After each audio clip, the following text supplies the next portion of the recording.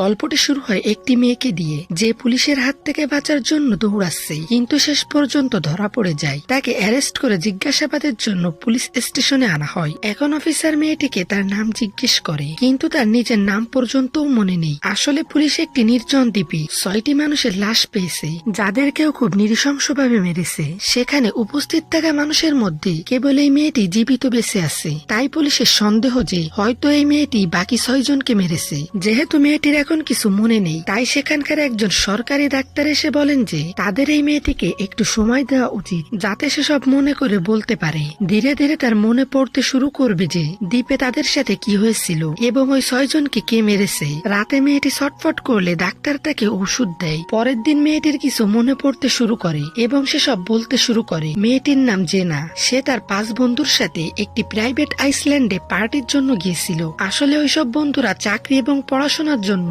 অন্য দেশে যাওয়ার কথা ছিল, তাই যাওয়ার আগে তারা শেষবারের মতো একসাথে পার্টি করার কথা ভেবেছিল। এদের মধ্যে ছিল টাইলার, তার ভাই কাইল, কাইলের গার্লফ্রেন্ড অ্যাশ, মার্ক এবং জেনা, আর একজন কেয়ারটেকার যার নাম ছিল কিথ। এদের মধ্যে মার্ক এবং জেনার কিছুদিন আগেই ব্রেকআপ হয়েছিল, সেজন্য মার্ক পার্টির সময় সবকিছু ঠিক করতে চেয়েছিল। অনেক লম্বা যাত্রার পর গ্রুপটি দ্বীপে পৌঁছায়। সেখানে টাইলার তাদের বলে যে এখানে কোনো ইন্টারনেট, ওয়াইফাই বা টিভি নেই, তাই সবাইকে প্রকৃতির মাঝেই সবকিছু উপভোগ করতে হবে। সবাই বোট থেকে নিজেদের মালপত্র নামিয়ে দ্বীপের মাঝখানে বানানো টাইলারের বাবার বাড়ির দিকে যেতে থাকে, যা বেশ আলিশান। জেনা এবং অ্যাশলে মার্কের ব্যাপারে কথা বলে। সেখানে আসলে জেনাকে বোঝায় যে মার্ক এখনো তাকে কতটা ভালোবাসে, কিন্তু জেনার মনে হয় যে একটি উন্নত ভবিষ্যতের জন্য তাকে মার্ককে ছাড়তেই হবে। দুজনে কথা বলতে বলতে বাড়ির দরজায় দেখে যে সেখানে একটি চাবি দেওয়া খেলনা ঘুরছে। দুই মেয়েরই মনে হয় যে টাইলার হয়তো তাদের সাথে মজা করছে, কিন্তু আসলে টাইলার কিছুই করেনি। যখন টাইলার খেলনাটি তুলে দেখে তখন তার পেছনে রিভেঞ্জ লেখা ছিল।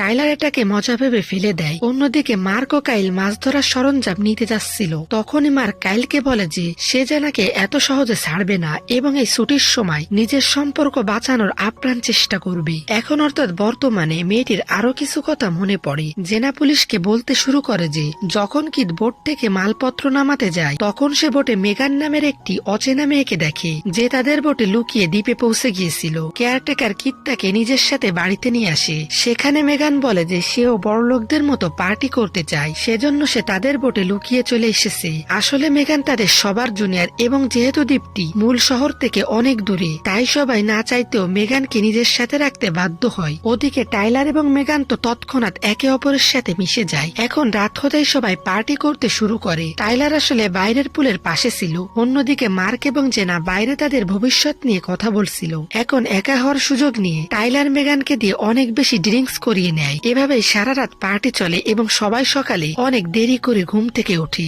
সবাই দ্বীপে অনেক মজা করছিল, কিন্তু তখনই যখন তারা কফি খাচ্ছিল তারা লক্ষ্য করে যে অ্যাশের পোষা কুকুরটি আশেপাশে কোথাও নেই। অ্যাশ তার পোষা কুকুর ছাড়া কখনোই থাকে না, তাই সে তাকে খুঁজতে বেরিয়ে যায়। কিন্তু কিছুক্ষণ পরেই হঠাৎ অ্যাশের চিৎকার শোনা যায়। আওয়াজ শুনে সবাই তাকে দেখার জন্য দৌড়ায় এবং দেখে যে অ্যাশ খুব ভয় পেয়ে আছে এবং বারবার একটি গাছের দিকে ইশারা করছে। সবাই সঙ্গে সঙ্গে গাছের দিকে যায় এবং দেখে যে তাদের প্রপার্টি কেয়ারটেকার কিথকে কেউ মেরে ফেলেছে এবং সেখানেই ঝুলিয়ে দিয়েছে। তার শরীরে ইভিল লেখা ছিল, যার অর্থ হলো কেউ এসব কোনো বার্তা দেওয়ার জন্য করছে। এই দৃশ্য দেখে সবাই খুব ভয় পেয়ে যায়। যেহেতু এখানে ফোনের কোনো সিগন্যাল নেই, তাই মার্ক এবং টাইলার বোট নিয়ে পুলিশ ডাকতে যাওয়ার সিদ্ধান্ত নেয়। টাইলার রাগে আশেপাশের এলাকা চেক করতে বেরিয়ে যায়। ওদিকে মেগান, জেনা এবং অ্যাশ ঘরের ভেতরে এসে নিজেদের লক করে নেয়। যদিও অ্যাশ আবারও বলে যে তাকে তার কুকুর খুঁজতেই হবে। জেনার বোঝানোর পরও যখন সে মানে না, তখন জেনা তাকে ঘরে থাকতে বলে এবং নিজে মেগানকে নিয়ে কুকুর খুঁজতে বেরিয়ে যায়। এখন বর্তমানে অফিসার জেনাকে জিজ্ঞেস করে যে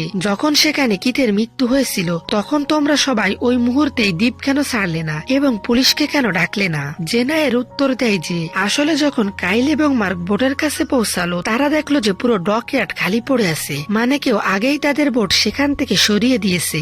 বোট ছাড়া তারা কোথাও যেতে পারতো না এবং ওই দ্বীপেই আটকে গেল। সিগন্যাল না থাকার কারণে তারা বাইরে কারোর সাথে যোগাযোগ করতে পারছিল না। তাদের মনে হলো যে হয়তো খুনি কিথকে মেরে তাদের বোট নিয়ে পালিয়ে গেছে। অন্যদিকে ফিরে আসার সময় কাইল মার্ককে একটি সত্য কথা বলে যে কিথ শুধু তাদের প্রপার্টি কেয়ারটেকারই ছিল না, বরং সে কাইল এবং টাইলারের সৎ ভাই ছিল। আসলে তাদের বাবা তাদের মা ছাড়াও বাইরে অন্য এক মহিলার সাথে সম্পর্ক ছিল, যার ফলে কিথের জন্ম হয়। একদিন কিথ তাদের বাড়িতে এসেছিল কারণ তার যাওয়ার কোনো জায়গা জায়গা ছিল না, তাই বাবা তাকে রেখে দিয়েছিলেন, কিন্তু তাদের মা তাকে কখনো মেনে নেননি। তখন থেকে কিথ তাদের কেয়ারটেকার হয়ে এই দ্বীপেই থাকতে শুরু করেছিল। এখন দুজনে কথা বলতে বলতে বাড়ির দিকে যাচ্ছিল, তখনই তারা লক্ষ্য করে যে কিথের লাশ এখন আর গাছে নেই। এটা দেখে দুজনেই অবাক হয়ে যায়। এর পরিষ্কার মানে ছিল যে খুনি এখনো এই দ্বীপেই আছে, সে বোট নিয়ে কোথাও পালায়নি। ওদিকে অ্যাশ যে বাড়িতে একা ছিল, সে বাইরে থেকে তার কুকুরের আওয়াজ শুনতে পায় এবং বাইরে বেরিয়ে আসে। আওয়াজ তাড়া করতে করতে সে অনেক দূরে চলে আসে। সেখানে সে একটি হট টাবে তার কুকুরের কলার পড়ে থাকতে দেখে। এটা দেখে সে ভয় পেয়ে যায় যে হয়তো তার কুকুর ট্যাঙ্কে ডুবে গেছে। তাই সে সঙ্গে সঙ্গে ট্যাঙ্কের ভেতরে নিজের কুকুরকে খুঁজতে লাগে, কিন্তু তখনই কেউ পেছন থেকে এসে ট্যাঙ্কের ঢাকনা বন্ধ করে দেয় এবং তার ভেতরের হিটার চালু করে দেয়। ভেতরে ছটফট করতে করতে অ্যাশলে ঢাকনা খোলার অনেক চেষ্টা করে, কিন্তু তা খোলে না এবং অ্যাশলে ডুবে সেখানেই মারা যায়। কিছুক্ষণ পর মার্ক এবং কাইল ফিরে আসে, কিন্তু সেখানে কেউ ছিল না। তখনই মেগান, জেনা এবং টাইলারও চলে আসে এবং সবাই মিলে অ্যাশলেকে খুঁজতে শুরু করে। তখনই মেগান ট্যাঙ্কের কাছে কুকুরের কলার দেখতে পায় এবং কাছে গিয়ে দেখে যে ট্যাঙ্কের উপর গিল্ট লেখা আছে। তারা দ্রুত ট্যাঙ্ক খোলে এবং সেখানে অ্যাশলের লাশ খুব খারাপ অবস্থায় পায়। প্রথমে কিথ এবং এখন অ্যাশলে, মানে কেউ একে একে সবাইকে মারছে। তার উপর দুটো লাশের পাশে লেখা শব্দগুলো থেকে এটা পরিষ্কার যে খুনি তাদের থেকে কোনো কিছুর প্রতিশোধ নিচ্ছে। যেহেতু এটি খুব ছোট দ্বীপ, তাই তারা সবাই একে অপরকে সন্দেহ করতে শুরু করে। তখনই মার্ক তাদের ঝগড়া করতে নিষেধ করে এবং বোঝায় যে নিজেদের মধ্যে লড়ে কোনো লাভ হবে না, বরং তাদের একসাথে এখান থেকে বের হওয়ার রাস্তা খোঁজা উচিত। তারা অ্যাশলের লাশ সেখানে ফেলে রাখতে পারতো না, তাই তারা তাকে গ্যারেজে রেখে দেয়। সেখানে তারা কিছু ওয়াকি টকি পায় যাতে তারা একে অপরের সাথে যোগাযোগ করতে পারে। কিন্তু যখন তারা বাড়ি ফিরতে শুরু করে, তারা আবারও সেই খেলনাটি দরজার সামনে ঘুরতে দেখে এবং এবার দরজায় ইনোসেন্ট লেখা ছিল। টাইলার রাগে ওই খেলনাটি তুলে ফেলে দেয়। তখনই তারা গাছপালার মাঝখান থেকে একটি মেয়ের কান্নার আওয়াজ শুনতে পায়। কাইল যখন ব্যাট নিয়ে তাকে দেখতে যায়, তখন সে একটি জালে ফেসে যায়। কাইল যন্ত্রণায় চিৎকার করছিল, তখন বাকিরা তাকে ছাড়িয়ে কোনোভাবে বাড়িতে আনে এবং ফার্স্ট এইড দেয়। নিরাপত্তার জন্য তারা সব দরজা জানালা বন্ধ করে দেয়। এখন পর্যন্ত অন্ধকার হয়ে গিয়েছিল, তাই তারা কাইলকে বেডরুমে শুইয়ে দেয় এবং সারা রাত জেগে পাহারা দেওয়ার সিদ্ধান্ত নেয়। কিন্তু মাঝরাতে হঠাৎ বিদ্যুৎ চলে যায়। মেগান দ্রুত কাইলকে দেখতে দৌড়ায়, কিন্তু কাইল তার ঘরে ছিল না। তখনই হঠাৎ বাড়ির সামনের গাছগুলোতে আগুন লেগে যায় এবং কেউ সামনে থেকে অনবরত তীর ছুড়তে থাকে, যা জানালার কাঁচ ভেঙে ভেতরে আসছিল। এরই মধ্যে বেশ কিছু তীর টাইলারের গায়ে লাগে। বাকিরা দেয়ালের পিছনে লুকিয়ে পড়ে এবং ভাগ্যক্রমে টাইলারের খুব গভীর চোট লাগে না। পরদিন সকালে যখন সবাই বাইরে বের হয়, তারা একটি গাছে ওয়াকি টকি পায় যেখান থেকে কাইলের যন্ত্রণার আওয়াজ আসছিল। তারা চিনে নেয় যে ব্যাকগ্রাউন্ডে পানির আওয়াজ আছে, তাই তারা তাকে ডকইয়ার্ডে খুঁজতে যায়। কিন্তু সেখানে পৌঁছানোর পর তারা আরো একটি ওয়াকি টকি পায়। জেনা বলে যে হয়তো খুনি এই শব্দগুলোর মাধ্যমে কোনো বার্তা দিতে চাইছে, সেই কারণে সে তাদের একে একে মারছে। তারা এখন পর্যন্ত পাওয়া সব শব্দের লিস্ট তৈরি করে এবং সেগুলো মেলালে একটি নাম বেরিয়ে আসে। নামটি হলো রেজিনা। রেজিনা নাম শুনতেই টাইলার খুব ভয় পেয়ে যায়, কারণ সে ওই মেয়েটিকে আগে থেকেই চিনত। সে সবাইকে রেজিনার ব্যাপারে বলতে শুরু করে। আসলে রেজিনা তাদের কলেজের একটি সহজ সরল শান্ত মেয়ে ছিল। সে ফ্রেশার ছিল, যার সাথে টাইলারের বন্ধুত্ব হয়। একদিন টাইলার রেজিনাকে নিজের বাড়িতে ডাকে এবং হাউস পার্টিতে তাকে অনেক মদ খাইয়ে দেয়। তারপর সেটাই হলো যা হওয়ার কথা ছিল না। সকালে যখন রেজিনার জ্ঞান ফেরে, সে সব বুঝতে পারে। সে কাঁদতে কাঁদতে নিজের বাড়ি যেতে চেয়েছিল, কিন্তু তখন টাইলার তাকে ব্ল্যাকমেল করতে শুরু করে। আসলে টাইলার রেজিনার আপত্তিকর ভিডিও রেকর্ড করে নিয়েছিল। সে তাকে ব্ল্যাকমেল করে যে এখন তাকে ওই দুই ভাইয়ের কথা সব মানতে হবে। তারপর যখন তারা রেজিনার সাথে জোর করার চেষ্টা করে, তখন হঠাৎ রেজিনার ব্যালেন্স বিগড়ে যায় এবং সে একটি চাকুর উপর গিয়ে পড়ে, যার ফলে তার সেখানেই মৃত্যু হয়। টাইলার বলে যে সে এবং কাইল ভয় পেয়ে গিয়েছিল, তাই পুলিশের হাত থেকে বাঁচার জন্য তারা রেজিনার লাশ চুপচাপ দ্বীপের পেছনের অংশে দাফন করে দিয়েছিল, যাতে কেউ জানতে না পারে। কিন্তু হয়তো কেউ তাদের এই কালো কীর্তির কথা জেনে গেছে এবং এখন সে তাদের সবার থেকে প্রতিশোধ নিচ্ছে। এটা শোনার পর সবাই টাইলারের উপর চটে যায়, কেন সে এমন করলো। এদিকে মেগাল বলে যে তার এসবের সাথে কোনো সম্পর্ক ছিল না, তাই খুনি তাকে মারবে না। সে এই কথা বলে বাড়ি ফিরে যেতে থাকে, কিন্তু মার্ক তাকে একটি ওয়াকি টকি দিয়ে দেয় যাতে তাদের যোগাযোগ থাকে। বাকিরা সেই জায়গায় যায় যেখানে টাইলার এবং কাইল রেজিনাকে দাফন করেছিল, কিন্তু সেখানে পৌঁছানোর পর তারা রেজিনার নয় বরং কাইলের লাশ পায়। তখনই তারা মেগানের মেসেজ পায় যে সে বাড়িতে কিথকে জীবিত দেখেছে। সবাই অবাক হয়ে যায়, কারণ কিথ সবার আগেই মারা গিয়েছিল।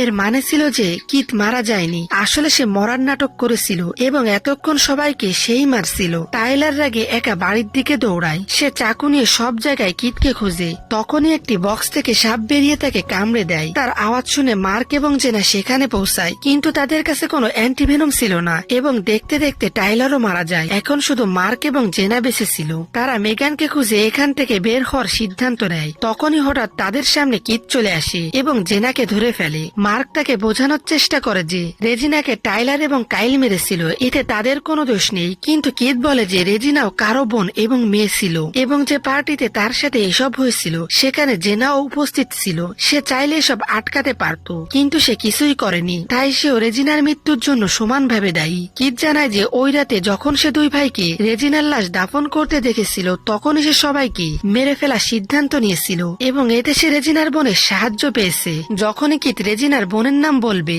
জেনা তাকে কামড়ে দেয় এবং মার্ক তার উপর ঝাঁপিয়ে পড়ে। লড়াইয়ের সময় মার্ক এবং কিথ ওপর থেকে নিচে পড়ে যায়। সেখানে কিথ বেঁচে গেলেও মার্কের মৃত্যু হয়। জেনা সেখান থেকে বাইরে পালিয়ে যায়। বর্তমানে অফিসার জেনাকে জিজ্ঞেস করে যে মেগানের কি হলো, কারণ তারা মেগানেরও লাশ পেয়েছে। তখন জেনা প্রকাশ করে যে আসলে এই সব কিছুর পেছনে মেগানই ছিল, কারণ সেই ছিল রেজিনার ছোট বোন। সেই কিথের সাথে মিলে সবাইকে মারার প্ল্যান করেছিল এবং কাজ শেষ হওয়ার পর সেও কিথকে মেরে ফেলেছে যাতে কোনো প্রমাণ না থাকে। জেনা বলে যে যখন মেগান তাকে মারতে আসে তখন সে নিজেকে বাঁচানোর চক্করে মেগানকে মেরে ফেলেছে। পুলিশ জেনার কথা মেনে নেয় এবং বলে যে তার বাবা মা তাকে নিতে আসছে। ওদিকে অফিসের বাইরে জেনার বাবা মা আসেন এবং পুলিশের বোর্ডে লাগানো মেগানের ছবি দেখে বলেন, এটা তো আমাদের মেয়ে জেনা, আপনারা এর উপর মেগান কেন লিখেছেন? পুলিশ যখন তাদের জেনার ছবি দেখায় তখন তার বাবা মা বলেন যে এটা জেনা নয়, এটা মেগান। এখানে সবচেয়ে বড় টুইস্ট আসে, যে মেয়েটিকে অ্যারেস্ট করা হয়েছিল আসলে সে মেগান। সে খুব চালাকির সাথে নিজেকে জেনা পরিচয় দিয়েছে যাতে সে বেঁচে যেতে পারে। সেই ছিল রেজিনার আপন বোন যে কিথের সাথে মিলে সবাইকে মেরেছে। যখন সে পালাচ্ছিল এবং পুলিশ তাকে ধরলো তখন সে আসল জেনার পরিচয় চুরি করে নেয়। সত্য জানতে পেরে অফিসার মেগানের ঘরের দিকে দৌড়ায়, কিন্তু সেখানে পৌঁছে দেখে যে মেগান ডাক্তারকে বিষাক্ত ওষুধ খাইয়ে অজ্ঞান করে দিয়েছে এবং সে ডাক্তারের পোশাক এবং আইডি কার্ড নিয়ে সেখান থেকে পালিয়ে গেছে।